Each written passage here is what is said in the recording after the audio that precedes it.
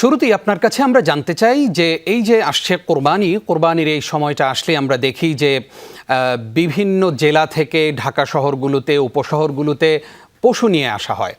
তো এই যে পশু আনার সময় আমরা দেখি যে ট্রাকে একদম গাদাগাদি করে পশুগুলো অমানবিকভাবে নিয়ে আসা হয়, সেগুলোকে ঘন্টার পর ঘন্টা খানা দেওয়া হয় না এবং নানানভাবে কষ্ট দেওয়া হয়। আমরা আল্লাহর সন্তুষ্টির উদ্দেশ্যে কোরবানি করব এবং যারা কোরবানির পশু বিক্রি করেন তারাও আল্লাহ সন্তুষ্টির উদ্দেশ্যেই বিক্রি করেন বলে আমরা ধারণা করি। তো এই যে পশুর প্রতি অমানবিকতা এবং আল্লাহর রাহে কোরবানি হওয়া এই পশুর প্রতি আমরা যারা অমানবিক আচরণ করি তাদের ব্যাপারে আসলে ইসলাম কি বলে? ধন্যবাদ আপনাকে। খুবই গুরুত্বপূর্ণ বিষয়। পশু যেগুলোকে আল্লাহ তাআলা আমাদের জন্য খাওয়া হালাল করেছেন, সেগুলোকে জবাই করে খাওয়া এটা আমাদের জন্য অনুমোদিত। আল্লাহ তাআলা অনুমোদন করেছেন। কিন্তু এর মানে এই নয় যে পশুদের প্রতি আমরা অমানবিক অথবা যথেচ্ছা আচরণ করতে পারবো। এরকম কোন সুযোগ কিন্তু ইসলাম আমাদের জন্য রাখেনি।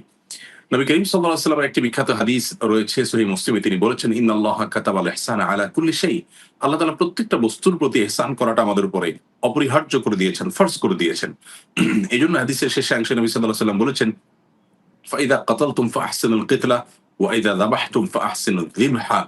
যদি কোনো রণাঙ্গনে, যুদ্ধের ময়দানে বা বিচারিকভাবে কারো মৃত্যুদণ্ড হলো, সেরকম কোনো ব্যক্তি জীবন নিতে হয়, যদি কাউকে মৃত্যুদণ্ডে দণ্ডিত করতে হয়, যুদ্ধের ময়দানে যদি শত্রুপক্ষকে তোমার হত্যাও করতে হয়, সেখানেও তুমি নির্মমতা অবলম্বন করবে না। এজন্যই কিন্তু রণাঙ্গনে বা যুদ্ধক্ষেত্রে মানুষের বিভিন্ন অঙ্গ প্রত্যঙ্গ কেটে শত্রুপক্ষের আপনার যে পৈশাচিক উল্লাস করা, সেটা কিন্তু শরীয়ত নিষেধ করেছে।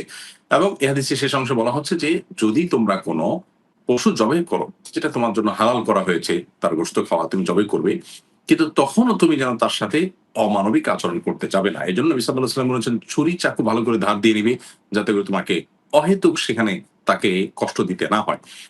আমরা যারা কোরবানি করছি আল্লাহর সন্তুষ্টির জন্য, তারা আল্লাহর এই সৃষ্টিগুলোর সাথে অমানবিক আচরণ করলে সেটি আল্লাহর সন্তুষ্টির পরিবর্তে আল্লাহর অসন্তোষের কারণ হতে পারে। এই বিষয়টি আমাদের মাথায় রেখে কোরবানি করতে হবে, না হলে এই কোরবানি অনেক ক্ষেত্রে অর্থহীন হয়ে যেতে পারে। পশুর যেমনটি আপনি বলছেন যে পরিবহন থেকে নিয়ে বাজারজাতকরণ পর্যন্ত, এমনকি জবের সময় এবং জবের পরবর্তী সময় পর্যন্ত পশুর সাথে নির্মমতা করা হয়। আমরা জানি যে পরিবহনের ক্ষেত্রে বিশেষ করে পশু, একটা ট্রাকে ১৫টি হয়তো গরু উঠানো যায়, সেখানে ২০টি গরু উঠালে একটু প্রফিট বেশি হবে, সেজন্য গাদাগাদি করে এমন ভাবে তোলা হলো যে ঘষাঘষি করে চামড়া রীতিমতো ঘা হয়ে গেল।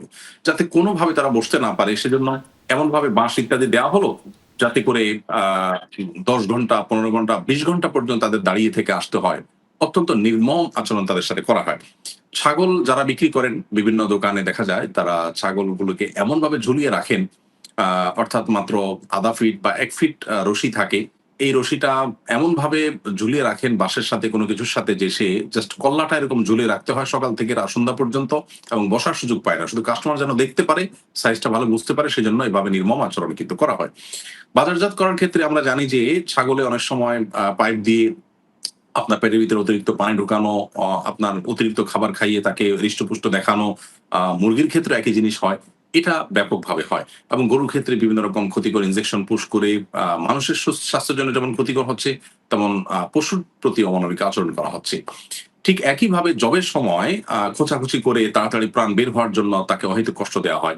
এটা প্রায় দেখা যায়, এটা পুরো কোরবানিটাকে নষ্ট করে দিতে পারে। এবং সেই সাথে প্রাণ বের হওয়ার আগেই চামড়া ছেলা শুরু করা, রগ কাটা শুরু করা, এগুলো পশুর প্রতি অপ্রয়োজনীয় নির্মমতার অংশ।